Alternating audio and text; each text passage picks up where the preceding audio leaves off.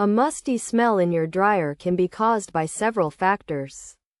One possible reason is leaving wet clothes in the dryer for an extended period or running incomplete cycles, which creates a moist environment that fosters mold growth and leads to an unpleasant odor. To eliminate this smell, try running a complete cycle with wet towels that have been soaked in vinegar. The vinegar will be absorbed by the dryer and help to clean out the musty smell. It's also essential to minimize the time wet clothes are left in the dryer and to run a complete cycle to prevent moisture buildup.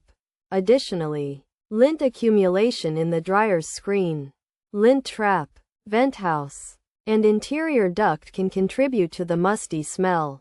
To address this issue, clean the lint screen with a dry towel. Remove and clean the lint trap, and use a vacuum to remove any stuck lint. A long brush and vacuum can be used to clean the vent house, and a dryer duct cleaning brush can be used to clean the interior duct. Poor ventilation, resulting from improper air circulation or blockages in the dryer vents, can also cause a musty smell. Ensuring that the vents are well installed and free from blockages can help to resolve this issue.